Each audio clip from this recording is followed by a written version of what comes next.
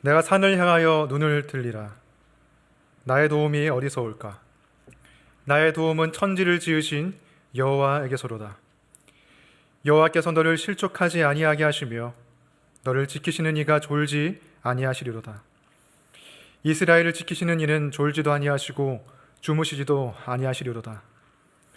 여호와는 너를 지키시는 이시라. 여호와께서 내 오른쪽에서 내 그늘이 되시나니 낮에 해가 너를 상하게 하지 아니하며 밤에 달도 너를 해치지 아니하리로다.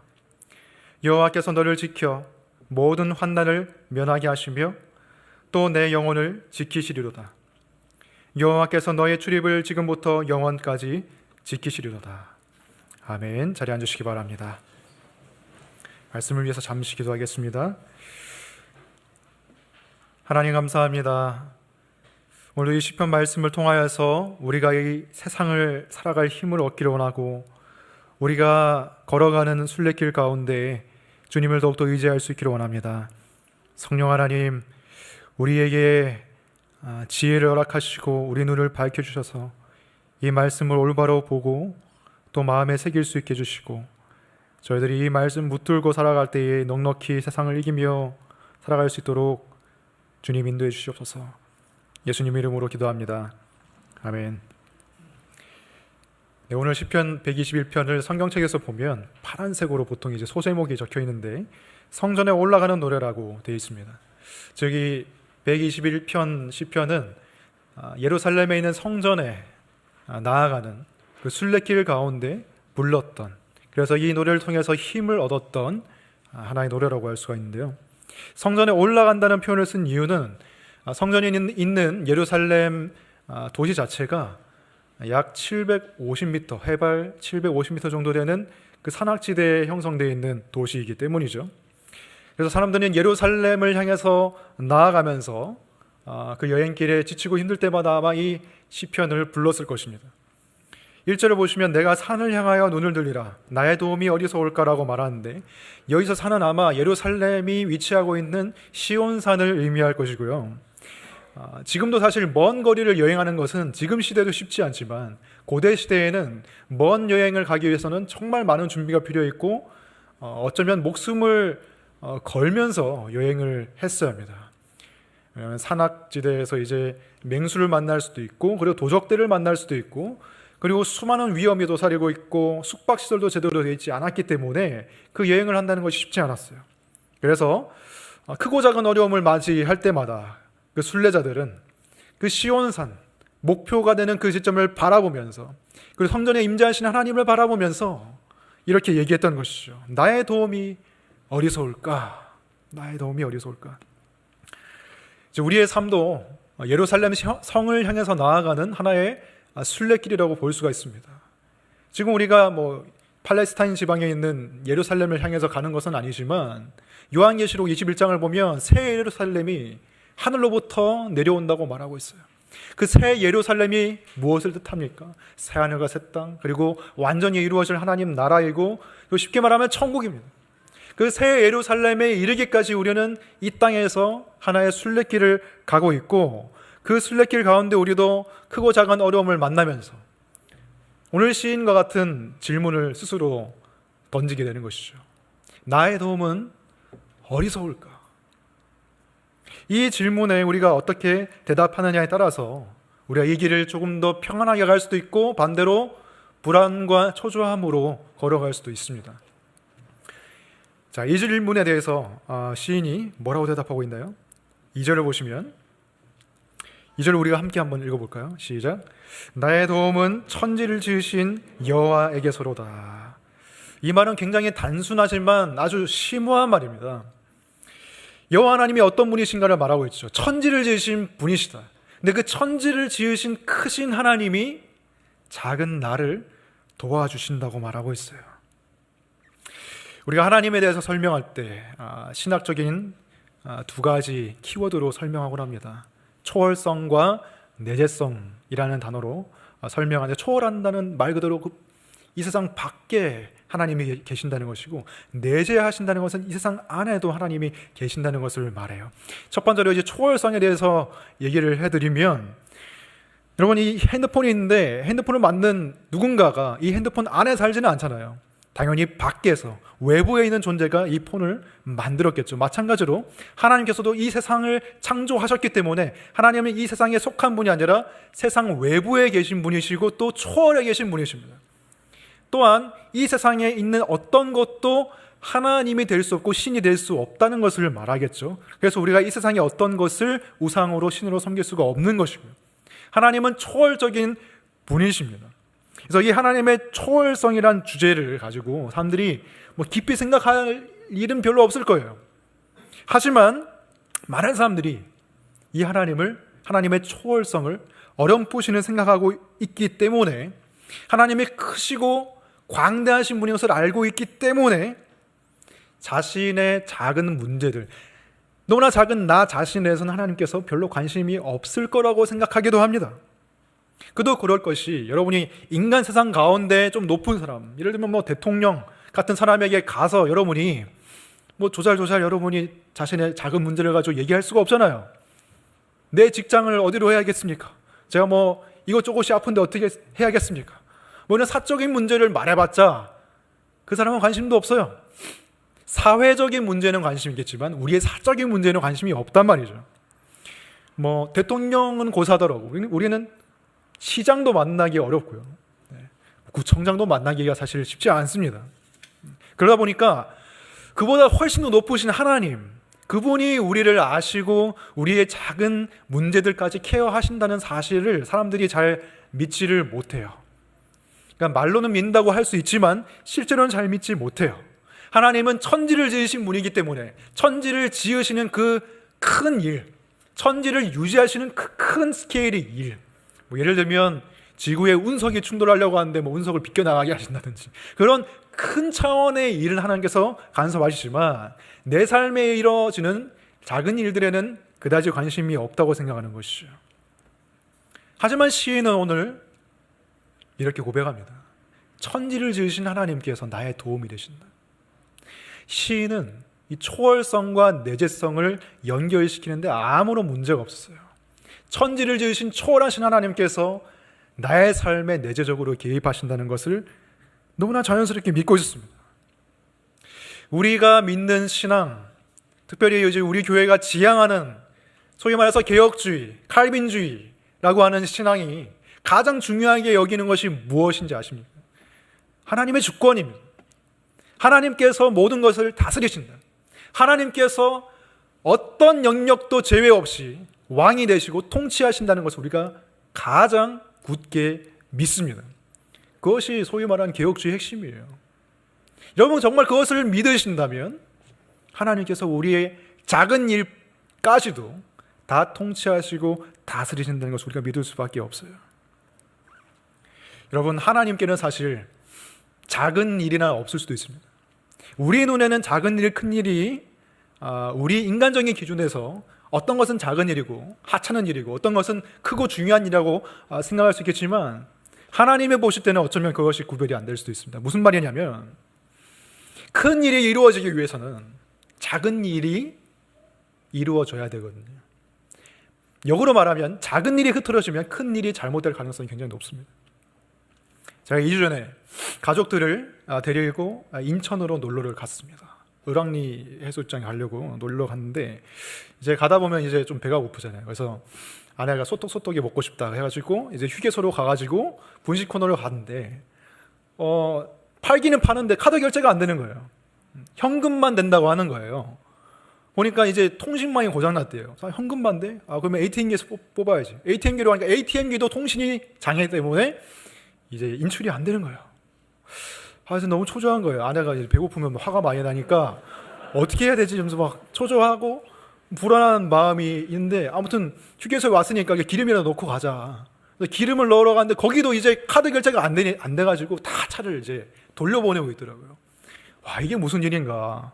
제가 인천 사람들 무시하는 건 아니고, 여기가 서울에서 멀어서 인터넷이 잘 안 되나 이런 생각도 들고, 근데 그게 아니고 이제 알고 보니까 그날에 10월 25일 날 전국적인 그 인터넷 마비가 온 거예요. KT 인터넷을 쓰는 모든 가게나 상점이나 학교나 병원이 그 장애를 겪고 있었던 거예요.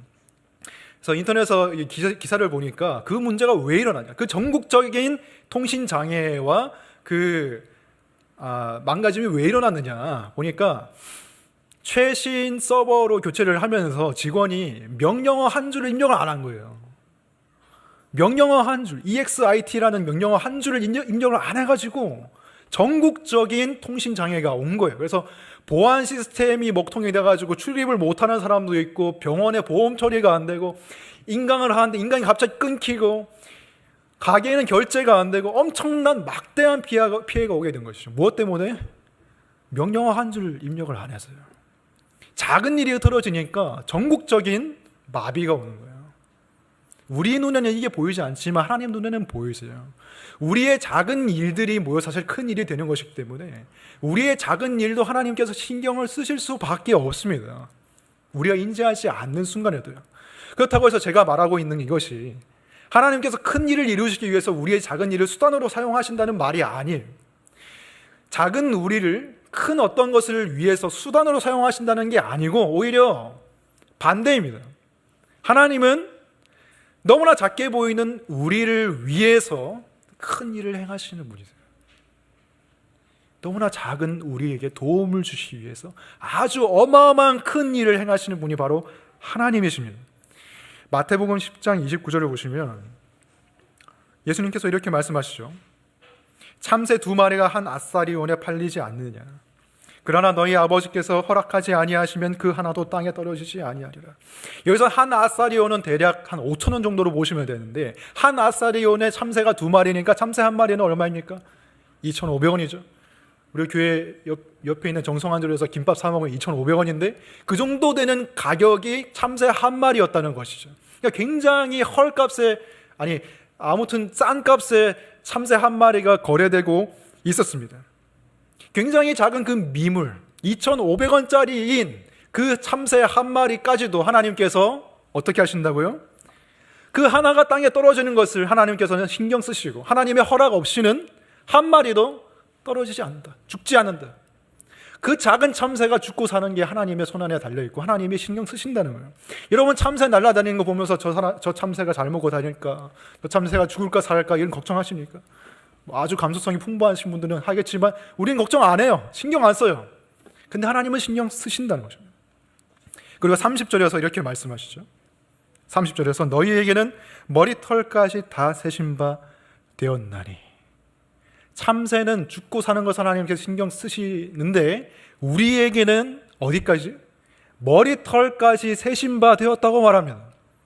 저희 집에 풀리지 않는 미스터리가 있는데 아무리 청소기를 돌려도 뒤를 돌아서면 또 머리카락이 떨어져 있어요. 누구 머리카락인지 모르는 게 계속 떨어져 있어요. 그러니까 이 머리카락이라는 것은 계속 떨어지고 계속 다시 난다는 거예요. 근데 하나님께서 그 머리카락의 숫자를 다 세우고 계세요. 이게 과장법입니까? 저는 과장법이 아니라고 생각해요. 하나님이 정말 우리의 머리카락 다 알고 계시겠죠. 그만큼 우리의 삶의 작은 부분, 머리카락, 누군가의 머리카락이 중요할 수도 있는데 아무튼 머리카락이는 이 작은 부분까지도 하나님께서는 다 컨트롤하시고 신경 쓰시고 관심을 가지십니다. 왜 그런가? 왜 하나님이 우리의 작은 삶, 작은 문제에 다 신경을 쓰시나? 31절에 예수님께서 이렇게 말씀하시죠. 두려워하지 말라. 너희는 많은 참새보다 귀하니라. 우리의 삶이, 우리의 생명, 우리의 인생이 하나님 앞에서 보실 때에 하나님께서 수많은 참새를 다 합친 것보다, 트럭 몇 대로 참새를 갖다 놓은 것보다 여러분 한 명 한 명이 더 소중하시기 때문에 예수님이 이 말씀을 하시면서 아마 이런 생각을 하셨을 거예요. 지금 내 말을 듣는 내 앞에 있는 저 사람들이 자신의 가치가 얼만큼인지를 정말로 안다면 그들이 두려워하지 않을 텐데, 그들이 걱정하지 않을 텐데.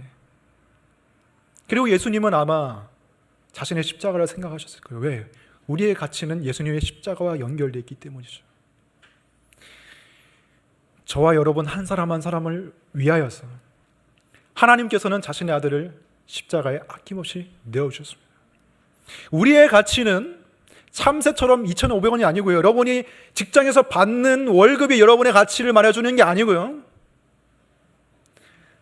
예수 그리스도의 십자가가 여러분의 가치를 말해주는 거예요. 하나님께서 예수 그리스도의 피를 지불하고서 여러분을 흑암의 권세에서 사오셨어요. 되찾아오셨습니다. 그거 아니고는 방법이 없었어요. 더 작은, 더 싼 값을 주고 여러분을 찾아올 수가 없었어요. 그리스도의 보배로운 피를 지불하셔야만 우리를 사오실 수가 있었습니다. 우리는 그만큼 보배로운 존재들이에요. 우리는 예수 그리스도의 가치만큼 하나님 앞에 가격이 매겨져 있습니다. 그렇게 우리가 너무나 소중하고 하나님 앞에 보배롭기 때문에 예수님께서 말씀하십니다. 두려워하지 말라고. 두려워하지 말라. 하나님이 너희들을 그렇게 아끼시는데 뭐가 두렵냐? 너희는 많은 참새보다 귀하니라. 여러분, 앞으로 참새 보실 때마다 이 말씀 생각하세요. 그리고 머리카락 떨어진 거 볼 때마다 한번 생각해 보세요. 하나님께서 이렇게 작은 우리를 신경 쓰시고 돌보십니다. 그렇기 때문에 아무리 작은 문제라 할지라도 그냥 하나님께 다 얘기하세요. 하나님 그 문제에 다 관심 가지고 계십니다. 그리고 응답하십니다. 가장 좋은 길로 인도하십니다. 하나님께서 자신의 아들을 내어주신 그 사랑으로 여러분을 이끄실 것이고 보호하실 것이고 천지를 지으신 그 능력으로 우리를 도우실 겁니다. 다음으로 3절 4절을 보시면 우리 3절 같이 한번 읽어보겠습니다. 3절과 4절을 읽어보겠습니다. 시작. 여호와께서 너를 실족하지 아니하게 하시며 너를 지키시는 이가 졸지 아니하시리로다. 이스라엘을 지키시는 이는 졸지도 아니하시고 주무시지도 아니하리로다. 지금 하나님께서 왜 세상의 어떤 누구보다 우리를 가장 잘 지키실 수 있는지에 대해서 시인이 설명하고 있어요. 그렇게 하면서 하나님은 졸지도 않고 주무시지도 않기 때문에 어느 누구보다 우리를 가장 잘 지키실 수 있다고 말합니다. 근데 한번 생각해 보세요. 왜 시인이 다른 여러 가지 이유를 놔두고서 하나님은 졸지도 아니하시고 주무시도 아니하신다는 그 이유를 지금 대고 있을까요? 저 같으면 다른 이유를 댈 것 같아요. 하나님은 힘이 세시고 하나님은 지혜가 많으시고 하나님은 기적을 행하실 수 있으시고 그렇기 때문에 하나님은 당신을 잘 지켜주실 것입니다 라고 말할 것 같은데, 이 시인은 하나님이 졸지도 않으시고 주무시지도 않기 때문에 너를 지키신다고 말해요. 가장 잘 지키실 수 있다고. 왜 이렇게 말했을까? 게다가 그것을 지금 3절과 4절에 두 번 반복하고 있거든요. 아주 중요한 거기 때문에 두 번 반복하는 거예요.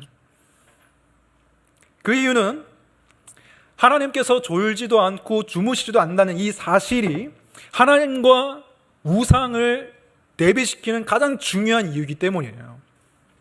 이사야 40장을 보면 그 이사야 40장 전체의 문맥이 뭐냐면 하나님과 우상을 비교하는 것입니다. 하나님의 능력과 우상의 무능력을 비교하는 장이 이사야 40장인데 이사야 40장 28절을 보면 너는 알지 못하느냐 듣지 못하느냐 영원하신 하나님 여호와 땅 끝까지 창조하신 이는 피곤하지 아니하시며 곤비하지 아니하시며 명철이 한이 없으시며 라고 말하죠. 이사야 40장 28절에 보면 하나님을 이렇게 소개합니다. 하나님은 천지를 지으신 분이시다. 두 번째로 하나님은 피곤치 아니하신 분이다. 시편 121편과 똑같죠? 하나님은 천지를 지으신 분이시고 두 번째로 피곤치 아니하신 분이다. 그래서 졸지도 아니하시고 주무시지도 않는다는 거예요. 하지만 우상은 어떤 존재인가? 우상은 천지를 지을 능력도 없고 또한 능력이 너무나 유한해서 피곤해하고 졸고 자는 존재가 우상이라는 거예요. 열왕기상 18장을 보면 엘리야 선지자가 450명의 바알 선지자들을 모아놓고 대결을 벌이는데 바알이 어떤 신이냐면 바알은 번개의 신입니다. 번개를 내릴 수 있는 신이에요. 그래서 바알의 신상이 그 유물 출토된 걸 보면 한 손에 번개를 쥐고 있어요. 한 손에는 창을 쥐고 있고요. 그래서 바알 선지자 450명이 엄청 많은 숫자죠.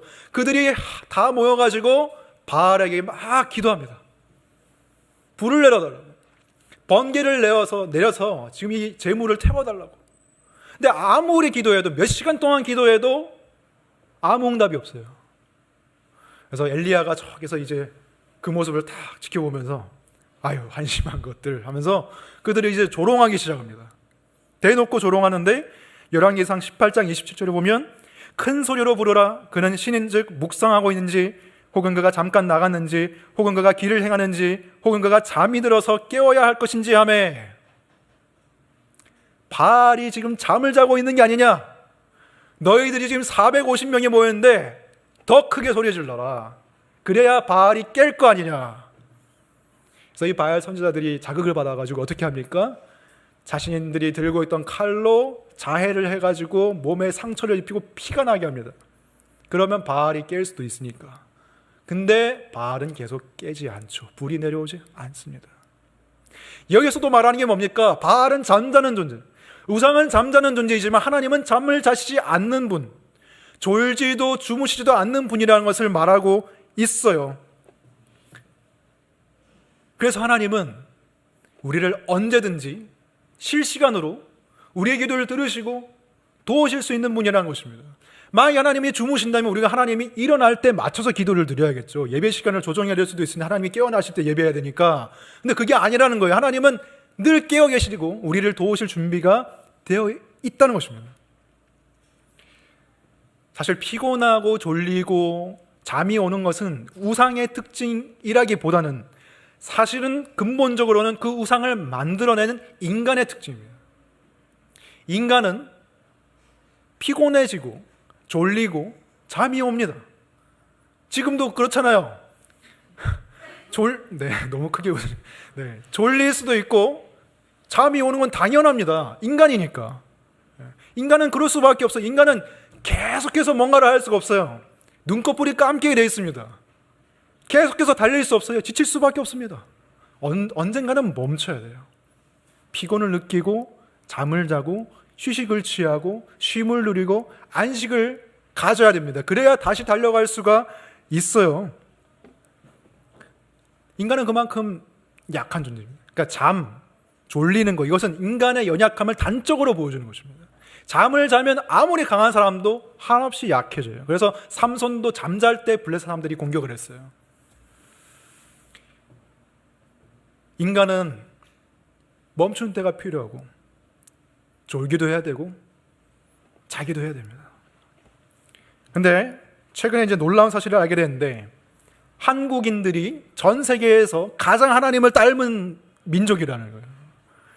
이게 어떤 분이 들으면 굉장히 기분이 좋을 수 있는데 사실은 안 좋은 겁니다. 어떤 면에서 보면 한국인들이 졸지도 않고 주무시지도 않는 민족이라는 거예요. 세계에서 가장 수면 시간이 짧다고 말하고 있어요. 특히 한국 사람들 중에서 가장 수면 시간이 짧은 부류는 학생들입니다. 청소년들. 그들이 OECD 국가 평균에서 1시간보다 덜 잔다고 해요. 그러니까 엄청 안 자는 거예요. 진짜 안 자는 거예요. 학생들이. 왜? 공부해야 하니까. 숙제해야 하니까. 학원 가야 하니까. 근데 그게 계속 이어져요. 직장을 잡으면 직장 때문에 잠을 못 자요. 또 직장을 준비하기 위해서, 취업하기 위해서 잠을 못 자요. 다른 사람이 보기에는 안정된 그 삶을 누리고 있는 사람 같은데도 잠을 못 자요. 자기 개발을 위해서 또는 걱정과 근심 때문에 잠을 못 잡니다. 왜 그럴까? 그냥 한국인들은 진짜 1등 하는 걸 너무너무 좋아해요. 그래서 학생들도 다 1등 해야 되고 누구든지 다 1등을 원해요. 그래서 요즘에 너무 좋아하잖아요. 한국 사람들이 오징어 게임 1등하고 뭐 BTS 1등하고 하니까 한국인들이 너무 좋아해요. 막 소위 말해서 국뽕 이런 게 막 취해 있어요. 1등을 놓치고 싶지 않아요. 그 이면에는 무엇이 있습니까? 뒤처질 수 없다는 두려움이 있다는 것이죠. 두려움 때문에 잠을 못 자는 거예요. 내가 지금 잠을 자면 누군가는 나를 앞질러 가고 있다는 생각 때문에 잠을 못 자는 것입니다. 근데 한국 사람들이 그게 제일 심하다는 거예요. 나는 잠을 잘 수밖에 없고 졸릴 수밖에 없는 존재인데 그런 나를 달달 볶아서 쉬지 못하게 하는 것입니다. 출애굽기를 보면 이집트의 파라오가 이스라엘 백성들에게 강제 노역을 시켜서 커다란 건물들을 짓게 합니다. 이스라엘 사람들에게 벽돌을 모아서 벽돌을 만들게 하는데 그 신음소리를 하나님께서 들으시고 모세를 보내시고 모세가 이렇게 말하죠. 내 백성을 보내라. 왜? 하나님께 제사 드리러 가야 되기 때문에, 즉 하나님을 예배하러 가야 되기 때문에 내 백성을 보내라고 말하죠. 그 말을 듣고 파라오가 엄청 열받았습니다. 그래서 이스라엘 백성들에게 이렇게 말하죠. 너희들이 이제까지는 짚을 그냥 받아와서 벽돌을 만들었는데 이제는 너희가 직접 짚을 구해와라. 그러나 벽돌 생산량을 하나도 감해주지 않겠다. 왜? 그렇게 계속 일을 해야 너희들이 하나님을 예배하러 가겠다는 허튼 소리를 하지 않을 것이기 때문에. 이 말이 그대로 나와 있어요, 성경에. 파라오가 그 외치는 그 소리가 지금도 이 세상에 울려 퍼지고 있습니다. 일해! 일해라!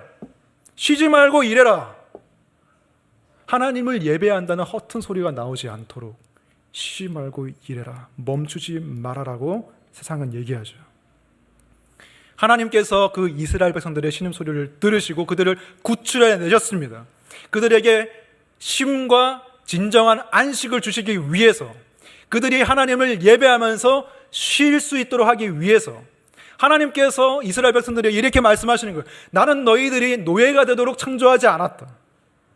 나는 너희들이 그렇게 맨날 벽돌만 굽도록 창조하지 않았어. 나의 계획은 너희들이 나를 예배하는 존재가 되는 것이야. 나의 은혜 안에서, 나의 사랑 안에서, 나의 공급함과 보호 아래 그 팔 안에서 너희들이 편안하게 있는 것이 나의 계획이에요. 그 계획을 이루시기 위해서 하나님은 모세를 보내시고 그들을 이끌어내셨죠. 그리고 계명을 주셨습니다. 하나님의 계명을 주셨는데, 하나님의 명령을 하시는데, 그 명령은 많은 사람들이 그 명령이 이제 짐이라고 생각하시면 놀랍게도 그 명령들 가운데는 쉬라는 명령이 있다는 거죠. 쉬어라. 그러니까 이제 좀 안식해라.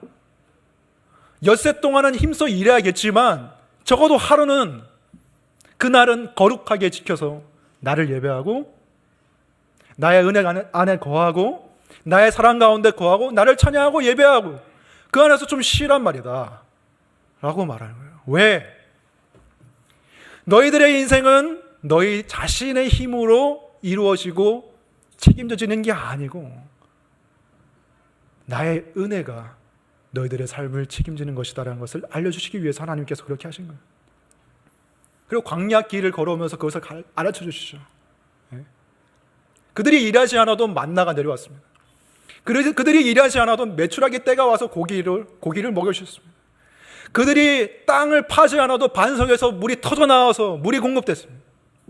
하나님의 은혜로 그들의 삶이 책임져진다는 것, 하나님이 보호하신다는 것, 그것을 알려주신 거예요. 그리고 오늘도 많은 사람에게 그것을 알려주고 싶어 하십니다. 그것을 배우길 원하십니다. 그래서 우리가 여전히 안식일을 지키는 거예요. 구약시대에는 안식일이 토요일이었지만 그 정신을 계승해서 신약시대 사람들은 주일을 안식일로 거룩히 지켰습니다. 안식일을 거룩히 지키면서 그들은 이렇게 그 행동 자체로 표현하는 거예요. 나는 나의 노동과 나의 생산성과 나의 효율성과 나의 힘으로 살아가는 것이 아니라 나는 하나님의 은혜로 살아가고 하나님을 예배함으로 살아간다는 것을 안식일을 거룩히 지키는 것을 통해서 표현하는 거죠. 세상 사람들처럼 매일매일 자신의 생계를 위해서 고민하고 걱정하고 달리고 몸부림치는 것이 아니라 적어도 하루만큼은 하나님 안에서 쉬는 것입니다. 그래서 주일 성수라는 것은 율법주의가 아니에요. 물론 율법주의가 될 수도 있지만 원래는 우리를 쉬게 하는 것이고 우리의 삶 가운데 건강한 리듬을 형성하는 것이고 우리가 하나님을 의지하는 것을 표현하게 하는 것이에요. 일주일에 하루 안식일, 주일만이 아니라 우리는 하루 중에 어떤 시간을 떼어내서 우리의 삶을 잠시 멈추고 하나님을 바라봐야 됩니다. 하나님 안에서 거하면서 쉬어야 돼요. 하나님의 은혜 안에서 나를 돌보시는, 천지를 내신 하나님이 나를 도우신다는 것을 다시 한번 그 시간을 통해서 기억해야 돼요. 나의 삶은 내가 책임지는 게 아니라 하나님이 책임지신다는 것을 매일매일 상기시키고 그 안에서 쉴 필요가 있습니다.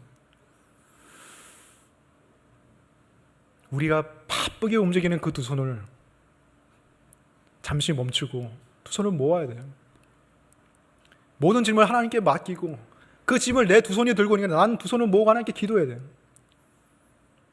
바쁘게 내 발로 막 움직이고 하는 것에서 멈추고 무릎을 꿇어야 돼요.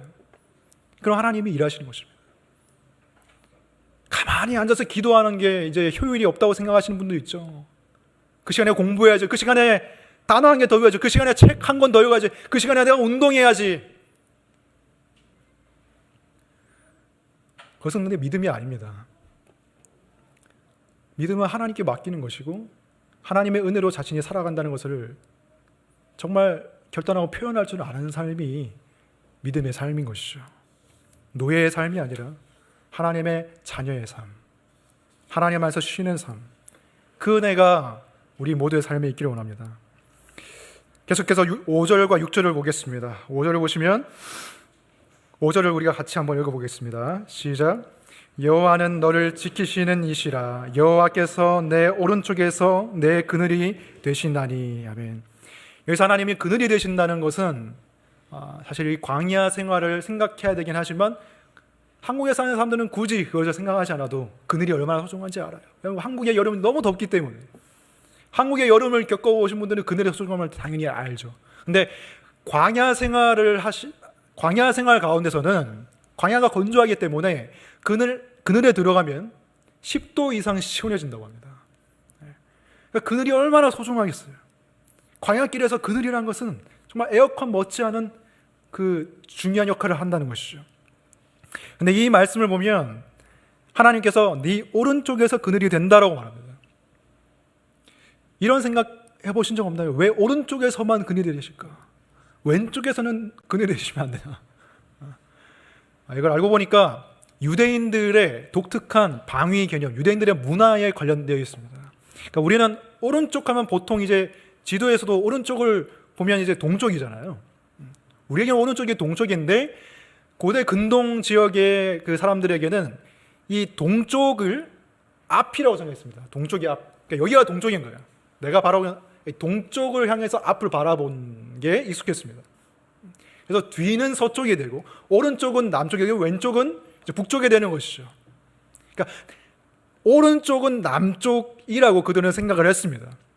해가 동에서부터 떠가지고 서로 서쪽으로 지는데 가장 햇볕이 뜨거운 정오 때는 이제 남쪽에 있는 것이죠, 해가. 그래서 남쪽에, 즉 오른쪽에서 가장 해가 뜨겁게 내리칠 때 하나님은 그때 그늘이 되어주신다는 의미로 말하고 있는 것이죠. 자, 6절에서는 낮에 해가 너를 상하게 하지 아니하며 밤의 달도 너를 해치지 않을 것이라고 말하는데 이것은 특별한 설명이 필요 없어요. 왜냐하면 하나님께서 낮이나 밤이나 하루 종일 우리를 지키시고 돌보신다는 의미니까요. 그리고 먼저 8절을 보시면 여호와께서 너의 출입을 지금부터 영원까지 지키시리로다. 하나님께서 우리의 출입, 들어가고 나오고 하는 것을 지키신다는 것은 우리가 나가서 다시 들어올 때까지, 즉 하루 종일 계속 우리를 졸지도 아니하시고 주무시도 아니하시고 지키신다는 의미예요. 그리고 끝까지 읽어보면 이것을 넘어서서 영원히, 지금부터 영원까지 지켜주신다고 말하고 있습니다. 자, 그 가운데서 우리가 이제 주목해서 볼 필요가 있는 구절은 7절인데 7절에 여호와께서 너를 지켜 모든 환난을 면하게 하시며, 사실 저는 이 말씀 때문에 하나님은 너를 지키시는 자라는 그 찬양을 진심으로 부르기가 좀 어려웠어요. 하나님은 너를 지키시는 자, 이 찬양 아시죠? 근데 이제 부르다 보면 너의 환난을 면케 하시니 이 부분이 나오는데 이 부분만 되면 제가 방해가 되는 거예요. 왜냐하면 환난을 하나님께서 면하게 안 해주시거든요. 여러분 살면서 환난이 다 면제됐습니까? 이때까지 환난 다 겪었잖아요. 하나님 면제 안 해주셨잖아요. 계속 저는 이 찬양을 볼 때마다 이 마음이 이상한 거예요. 크리스천도 다 환난을 겪습니다. 크리스천도 코로나 걸리고요. 크리스천도 교통사고 당하고 크리스천도 직장에 잘릴 수 있습니다. 예수님께서도 말씀하셨어요. 세상에서는 너희가 환난을 당하나. 환난을 당한다고 말씀하셨어요. 안 당하는 게 아니라. 그래서 성경에 말하는 것은 환난을 당하지만 그 가운데 우리의 영혼을 지켜주시는 게 이제 성경적인 하나님의 보호의 개념인데, 그래서 제가 이 구절이 좀 이렇게 미심쩍어가지고 이번 기회에 이제 영어로 읽어봤습니다. ESV, NASB 이런 주요한 번역본들을 읽어봤는데 거기에는 이렇게 번역되어 있어요. 주님께서 너를 모든 악에서부터 지켜주실 것이다. 주님께서 너를 모든 악에서부터 지켜주실 것이다. 이 성경, 영어 성경을 읽고 제가 약간 배신감이 들었습니다. 한국어 성경에 대해서. 내가 미국인으로 태어났다면 이렇게 의심을 안 했을 텐데. 그래서 제가 더 좀 정확히 하기 위해 가지고 히브리어 성경을 찾아보니까 환난을 명쾌해 준다는 말이 아예 없어요. 원어에. 약간 의역된 거죠. 한국어 그 번역이. 그렇다고 한국어 번역이 다 나쁜 건 아니에요. 어떤 부분은 영어보다 더 잘 번역된 부분도 있습니다. 근데 이 부분은 좀 고칠 필요가 있는 것 같긴 해요. 오해를 줄이기 위해서. 그래서 다시 번역해서 읽으면 이렇게 됩니다. 여호와께서 너를 모든 악에서 지켜주시며 또 내 영혼을 지키시리로다. 하나님께서 우리의 영혼을 지켜주십니다. 어디로부터? 모든 악으로부터 지켜주신다고 말해요. 지금부터 영혼까지. 근데 이 영혼이라는 관점에서 보면 어쩌면 한국어 번역도 그렇게 틀린 번역은 아닐 수가 있습니다. 여러분이 예수님을 믿는다면 여러분의 영혼은 지금부터 영혼까지 보호를 받을 것입니다. 하지만 예수님을 믿지 않는 사람은 영원히 보호를 받지는 못해요. 이 땅에서 아무리 육체를 잘 가꾸고 건강하게 하고 아름답게 해도 이 땅에서 삶이 끝나면 예수를 믿지 않으면 지옥에 갈 수밖에 없습니다. 하나님의 진노를 영원토록 받을 수밖에 없어요. 하지만 예수 그리스도를 믿으면 영원한 하나님의 지키심과 보호하심 가운데 거하게 됩니다. 이 땅에서 우리가 얼마나 안락하게 살았는지, 우리 육체가 얼마나 건강했는지 아름다운지는 그 영혼의 관점에서 보면 아무 소용이 없어요. 그리고 이 세상에서 우리가 육체적으로 얼마나 큰 환난을 당했든지 영혼의 관점에서 보면 그 환난은 사실 아무것도 아닐 수가 있습니다. 지옥에 들어가는 것이야말로 가장 큰 환난이죠. 하나님께서 그 환난을 피할 길을 마련해 주시지 않으셨다면 우리는 인간적인 마음으로 하나님을 원망할 수 있겠지만, 근데 하나님께서는 그 환난을 면할 길을 마련해 주셨죠. 그 길이 무엇입니까? 그 길이 누구입니까? 예수 그리스도입니다. 예수 그리스도께서 이 시편 121편의 말씀이 우리의 삶 가운데 영원히 이루어지도록 하기 위해서 그리스도께서 십자가 위에서 우리가 겪어야 했을 심판과 저주와 가장 큰 환난을 대신 당하셨어요. 우리에게 이 시편 121편이 적용되기 위해서 예수님이 십자가 위에서 뭐라고 말씀하셨습니까?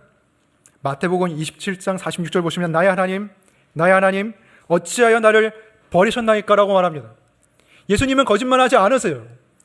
이때 정말로 하나님께 버림받은 것입니다. 예수님께는 시편 121편이 이 순간에 적용이 안 됐어요. 하나님이 예수님을 지켜주지 않았습니다. 왜? 우리를 지키기 위해서. 근데 예수님이 말씀하신 나의 하나님 어찌하여 나를 버리셨나이까, 이 말씀은 사실 알고 보면 시편에 나와 있는 말씀이에요. 시편 21편 1절에 나와 있는 말씀입니다. 그리고 예수님께서 십자가에서 마지막 숨을 거두시기 전에 마지막으로 말씀하신 것이 누가복음 23장 46절인데 아버지 내 영혼을 아버지 손에 부탁하나이다. 이 말씀도 시편 말씀입니다. 시편 31편 5절을 인용한 것입니다. 예수님은 십자가를 지는 그 순간까지 예수님의 마음속에는 시편의 말씀으로 가득 차 있습니다. 하나님의 말씀으로 가득 차 있었어요. 그 마음에 가득 찬 것을 입 밖으로 표현하신 것이죠. 이것은 우리가 지금 부르고 알고 노래하는 시편이 우리의 시편일 뿐만이 아니라 예수 그리스도의 시편이라는 것을 말해주고 있어요. 예수님도 사시면서, 이 땅에 사시면서 시편을 알고 계셨고 시편을 많이 인용하셨고 가르치셨고 시편으로 예배하셨고 시편으로 찬송하셨어요. 예수님도 시편 121편을 알고 계셨을 거예요. 예수님도 예루살렘의 성전을 향해 가면서 그 순례의 길 가운데 시편 121편을 어쩌면 찬양했을지도 모릅니다. 그런데 그 찬양을 하시면서 이 시편을 노래하시면서 예수님의 머릿속에는 우리가 있었을 거예요. 이 시편이 하나님의 백성들에게 이루어지기 위해서는 자신이 십자가를 져야 된다는 사실 아셨기 때문에.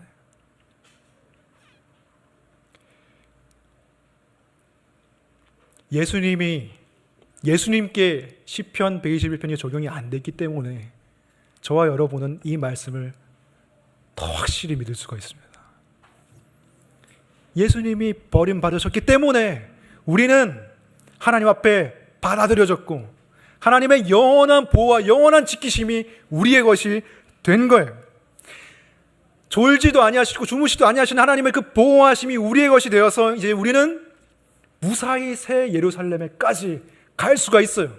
그래서 새 예루살렘을 향해 보면서 우리가 눈을 들어 보면서 나의 도움이 어디서 올까라고 질문할 때 우리는 정말 확신하면서 대답할 수 있어요. 천지를 지으신 여호와께서 나를 도우신다. 비록 내가 작고 비록 내가 연약하고 내가 쉽게 넘어지고 나는 죄가 많고 사랑받을 자격이 없지만 나는 사실 참새보다 못한, 참새는 죄를 짓지라도 않지, 나는 참새 하나님께 죄를 지은 죄인이지만 예수 그리스도께서 나를 위해 죽으셨기 때문에 나는 하나님의 보호하심을 받는다고 굳건하게 믿을 수가 있습니다. 이 땅에서 어떤 환난을 겪더라도 우리는 하나님을 신뢰할 수가 있습니다. 때때로 사람들은 영원한 천국, 영원한 지옥, 특별히 천국에 대한 소망에 대해서, 영원한 천국에 대한 소망에 대해서 강조를 하면 오해를 할 때가 있어요. 이 땅의 삶은 중요하지 않단 말입니까? 그것이 아니에요. 제가 하고 싶은 말은 우리에게 영원한 천국을 주실 정도로 자신의 아들을 희생시키면서까지 우리를 소중하게 여기신 그 하나님의 성품에 우리가 주목해야 한다는 거예요. 하나님 너무 좋으신 분이시고 은혜가 많으신 분이라 것입니다. 아니, 내가 뭐길래? 우리가 뭐라고? 하나님이 그렇게 하셔야 될 의무가 있습니까? 하나님 그렇게 하실 의무가 없는데도 작은 우리를 사랑하시고 작은 우리를 위해서 큰 일을 행하신다. 그 은혜의 하나님을 우리가 안다면, 정말 믿는다면 크고 작은 환난이 나의 육체를 괴롭힌다 할지라도 우리는 여전히 하나님을 신뢰할 수가 있는 거예요. 여러분, 좋은 사람, 성품이 좋은 선한 사람은 여러분이 조금의 오해가 되는 행동이 있어도 넘어가잖아요. 그럴 이유가 있겠지. 근데 하나님은 어떠십니까? 하나님은 무한히 선하시고 무한히 은혜로우시고 무한히 영광스러우시고 아름다우신 분인데 우리의 삶에 이해되지 않는 크고 작은 환난이 오더라도 우리는 넘어갈 수가 있는 거예요. 여전히 하나님을 신뢰할 수 있는 거예요. 왜? 하나님은 나를 위해 아들을 주신 분이니까. 가장 큰 환난이 나에게 면제되었으니까. 여러분, 이 하나님의 성품을 굳건히 붙잡고 나아가시기 바랍니다. 십자가를 바라보면서 새 예루살렘까지 끝까지 나아가실 수 있길 바랍니다. 하나님의 사랑 안에서 여러분이 보호하심을 받을 것이고 천지를 지으신 그분께서 우리를 지키실 것입니다. 기도하겠습니다. 이제 우리가 같이 좀 기도했으면 좋겠습니다.